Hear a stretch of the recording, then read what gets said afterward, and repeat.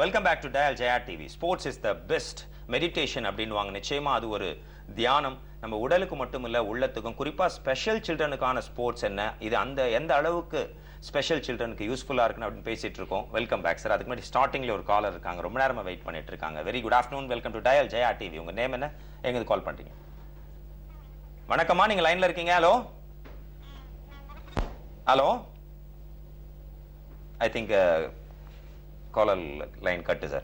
Sir, இப்போ மெயினாக coaching ரொம்ப ரொம்ப இம்பார்ட்டன்ட் சார். இப்போ ஆர்டினரி அத்லெட்டுக்கு இருக்கும்போது ஸ்பெஷல் சில்ட்ரனுக்கு எந்த வகையில் நீங்கள் ட்ரெயின் பண்ணுறீங்க, ப்ளீஸ் அதை பற்றி கொஞ்சம் டிஸ்கஸ் பண்ணுங்கள் சார். ட்ரைனிங் வந்து ரொம்ப இம்பார்ட்டன்ட். ஆக்சுவலாக பார்த்தீங்கன்னா 6 வயசுலேருந்து அவனை ட்ரெயின் பண்ண ஆரம்பிச்சிடுறோம். இப்போ நார்மலாக ஒரு ஸ்கூலில் என்ன பண்ணுவாங்க அப்படின்னா, நாளைக்கு ஸ்போர்ட்ஸ் மீட்னா இன்னைக்கு அதில் இருக்க பெஸ்ட் அத்லெட்டை கூட்டிட்டு போய் ஸ்போர்ட்ஸ் விளையாட வச்சிருவாங்க, அவ்வளோதான். ஆனால் special Olympics believes year round training program. Year round அவங்களை ட்ரைனிங் ப்ரோக்ராம் பண்ணாதான் அவங்க ஒரு நல்ல ஒரு பெஸ்ட் அத்லெட்டா வர முடியும். அது மாத்திரம் இல்லாம ஒரு காம்படிஷன் போறதுக்கு முன்னாடி கம்பல்சரியா அவனுக்கு ஒரு 8 வீக்ஸ் ட்ரைனிங் ப்ரோக்ராம் கண்டிப்பா இருக்கணும். ஸோ அந்த 8 வீக்ஸ் ட்ரைனிங் ப்ரோக்ராம் நாங்க என்ன பண்றோம் அப்படின்னா, அந்த கோச்சஸ்க்கு என்னென்ன சொல்லி தரணும் அந்த பசங்களுக்கு, ஸ்டார்டிங் ஃப்ரம் வார்மிங் அப்ல இருந்து, கூலிங் டவுன்ல இருந்து, கேம் ஸ்பெசிபிக் எக்ஸசைஸ்ல இருந்து, இது மாதிரி விஷயங்களை அவங்களுக்கு நாங்க சொல்லி தந்து, கோச்சிங் ஒரு டே டு டே ஆக்டிவிட்டி அவங்களுக்கு. ஓகே, அதாவது 6 நாள் இருந்துட்டு 7வது நாள் சண்டே நம்ம ரெஸ்ட் எடுக்கலாம்ன்ற மாதிரி இல்ல.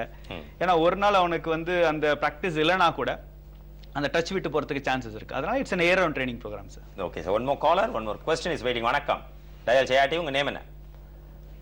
ஹலோ, லைன்ல இருக்கீங்க, ப்ளீஸ் உங்க நேம் என்ன, எங்க கால் பண்றீங்க? வணக்கம்மா. ஐ திங்க் உங்க லைன்ல ப்ராப்ளம் நினைக்கிறேன் ma'am. I think some disturbance. Okay sir. இப்போ physically challenged இருப்பாங்க, plus special children-ஆவும் இருப்பாங்க. இவங்களுக்கு எந்த மாதிரி சான்ஸ் இருக்கு சார் ஸ்பெஷல் ஒலிம்பிக்ஸ்ல? ஸ்பெஷல் ஒலிம்பிக்ஸ் முதல்ல நான் உங்களுக்கு சொன்னேன் இன்டெலெக்சுவல் டிசபிலிட்டி இருக்கான்ட்டு. ஆனா அப்போ physically challenged-ம், ஹியரிங் இம்பர்டும், விஷுவல் இம்பர்டும் இல்ல பார்ட்டிசிபேட் பண்ண முடியுமான்றது ஒரு முதல் கேள்வி எல்லாருக்கும் எழும்பும். நிச்சயமா physically challenged with intellectual disability ஆவும், visually impaired with intellectual disability ஆவும், hearing impairment with intellectual disability இருந்தாலும் கண்டிப்பா அவங்க பார்ட்டிசிபேட் பண்ணலாம். இப்போ பிசிக்கலி சேலஞ்ச் அப்படின்னு பாத்தீங்கன்னா அவங்களுக்கு ஸ்பெசிஃபைடா நிறைய ஆக்டிவிட்டிஸ் இருக்கு. பாத்தீங்கன்னா வீல் சேர் ஆக்டிவிட்டிஸ் இருக்கு. இப்போ ஒரு குழந்தையால நடக்கவே முடியாது, அவங்களுக்கு எப்படி சார் ஈவென்ட் இருக்குமா அப்படின்னு கேட்கலாம். we are calling 10 meter assisted walk னு ஒரு ஈவென்ட் இருக்கு special ஒலிம்பிக்ஸ்ல. with the help of the apparatus அவங்க அதை வச்சுக்கிட்டு அவங்க நடக்கலாம். 10 meters assisted walk இருக்கு அவங்களுக்கு. அதே மாதிரி ஷார்ட் புட் பாத்தீங்க அப்படின்னா ஹெவியா இருக்கும், ஒரு 4 கிலோ இருக்கும். ஒரு ஸ்பெஷல் அத்லெட் அவருக்கு கை கொஞ்சம் சரியில்லை, அவரால் தூக்க முடியாது, அந்த மாதிரி ஒரு சிச்சுவேஷன் இருக்கும். ஸோ அவங்களுக்கு அடாப்ட் பண்ணி என்ன பண்றோம்னா சாஃப்ட் பால் த்ரோ அப்படின்னு கொடுக்குறோம். சில பேருக்கு பாத்தீங்கன்னா ஓடி ரன்னிங் லாங் ஜம்ப் பண்ண முடியாது, தட் இஸ் ஓடி நீளம் தாண்டுதல் அப்படின்னு சொல்லுவோம். ஸோ அத மாதிரி ஆளுக்கு என்ன பண்றோம்னா அதை மாடிஃபை பண்ணி ஸ்டாண்டிங் லாங் ஜம்ப், அதாவது நின்ற இடத்துல இருந்தே தாண்டறதுக்கு. ஓகே, அது மாதிரி சில மாடிஃபிகேஷன் இருக்கு சார் அவங்களுக்கு. Okay, one more caller. வணக்கம், good afternoon, dial Jaya TV. Hello, வணக்கம்மா, உங்க பேர் என்னங்கம்மா? பேர் ஹாஜரா பேகம், திண்டுக்கல்ல இருந்து பேசுறேன் சார். பொறுமையா உங்க கேள்வி கேளுங்கம்மா. சார், பொறுமையா உங்க கேள்வியை சார் கிட்ட கேளுங்கம்மா ப்ளீஸ். சார், என் பையன் எம்ஆர்எல் சிக்கன் சார். சொல்லுங்கம்மா. டிவி பார்க்காம சொல்லுங்க, போன்ல கான்சென்ட்ரேட் பண்ணி பேசுங்கம்மா. உங்க கேள்வி என்னன்னு சொல்லுங்க. என் பையன் இப்ப 18 முடிச்சு 19 சார் வயசு. சரிங்க. இப்ப நல்லா அவனு போஸ்ட்ல நல்லா ஒவ்வொரு இதுக்கு ஒவ்வொரு ஆர்வம் இருந்துச்சு. சரி, நான் நீள தாண்டுதல் இந்த இதுக்கெல்லாம் கூட சென்னைக்கு வந்திருக்கேன். சரிங்க. அந்த ஒலிம்பிக்ல எல்லாம் கலந்துருக்கான். சரிங்க. ஆனா அதெல்லாம் செய்யல, அப்பதைக்கு செய்யல, அந்த டைமிங்ல அவன் செய்யல. சரி. அப்புறம் இப்போ நான் ஸ்பெஷல் ஸ்கூல்ல தான் சேர்த்துட்டு இருந்தேன், ஆனா படிப்புல சரியா கான்சென்ட்ரேட் இல்ல. சரிமா. இப்ப சைக்கிளிங் நல்லா ஓட்டுவான். சரி, சைக்கிள் நல்லா ஃபாஸ்டா ஓடுவான். ஆனா இப்ப 19 வயசுக்கு இப்ப நம்ம ஒலிம்பிக்ல எதுவும் கொண்டு வர முடியுமா? கண்டிப்பா முடியும். அதாவது ஸ்பெஷல் சில்ட்ரன் ஸ்கூல்ல தான் படிக்கணும்ன்ற அவசியம் கிடையாது. 8 வயசு இருந்தா அவருக்கு எத்தனை வயசா இருந்தாலும், 100 வயசா இருந்தாலும் அவர் ஸ்பெஷல் ஒலிம்பிக்ஸ்ல பார்ட்டிசிபேட் பண்ணலாம். அதுல எந்த தடங்களும் கிடையாது. அதனால நிச்சயமா உங்க பையனை நீங்க கூட்டிட்டு வரலாம். எங்கெங்க ஈவென்ட் வருதுன்னு சொல்லிட்டு எங்களுக்கு ஒரு ஈவென்ட் நடக்கும்போது நாங்க பேப்பர்ல அட்வர்டைஸ்மென்ட் கொடுக்கிறோம். டிஸ்ட்ரிக்ட்ல நடக்கும்போது, ஸ்டேட்ல நடக்கும்போது. திண்டுக்கல்ல நாங்க இருக்கோம். இங்க கோச் யார் சார் கொடுப்பாங்க? எந்த இடத்துல இருக்கீங்க? திண்டுக்கல்.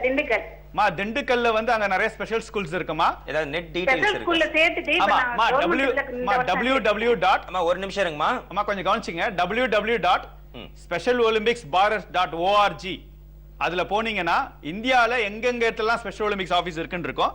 தமிழ்நாடுடைய ஆபீஸ் அட்ரஸும் என்னுடைய போன் நம்பர், என்னுடைய இமெயில் ஐடியும் அதுல இருக்கு. நிச்சயமா நீங்க எங்களை காண்டாக்ட் பண்ணீங்கன்னா அது யாரா இருந்தாலும் சரி, அவங்களுக்கு நிச்சயமா எங்களுடைய ஹெல்ப் நாங்க கண்டிப்பா பண்றோம். ஃபைனல் क्वेश्चन, இந்த क्वेश्चन கேட்காம அந்த ப்ரோகிராம் நிறைவடைது. நிச்சயமா ஒரு ஆரோக்கியமா இல்லைன்னு தான் சொல்லலாம். ரெண்டு ரிலிஜன் தான் இந்தியாவை பொறுத்த வரைக்கும். ஒன்னு சினிமா, இன்னொன்னு கிரிக்கெட். கிரிக்கெட்ல எந்த அளவுக்கு ஸ்பெஷல் சில்ட்ரனுக்கு சான்சஸ்? ஷார்ட்டான ஆன்சர் இது சார். கிரிக்கெட் வந்து நிச்சயமா வந்து 2020 ஓவர்ஸ் வரதுக்கு முன்னாடியே எங்க ஸ்பெஷல் ஒலிம்பிக்ஸ்ல 2020 ஓவர் வந்துச்சு சார் பசங்களுக்கு. ஆனா இது வந்து நார்மல் கிரிக்கெட்டோட ரொம்ப டிஃப்ரெண்டா இருக்கும். ஏன்னா வந்து இதுல எக்ஸப்ட் கிரிக்கெட்ல இது வந்து விக்கெட் கீப்பரை தவிர மத்த எல்லாருமே வந்து போலிங் பண்ணணும், ஆல்ரவுண்டரா இருக்கணும். அதே மாதிரி பேட்டிங் பாத்தீங்கன்னா வந்து ஒரு ஆள் வந்து 2 ஓவர் தான் ஆட முடியும். அவர் அதுல எத்தனை தடவை அவுட் ஆகலாம். அந்த 2 ஓவர் ஆட்டு அவர் அவுட் ஆகலனோட வெளியில வந்துட்டு அடுத்த பேட்ஸ்மேனுக்கும் சான்ஸ் கொடுத்துருவோம்.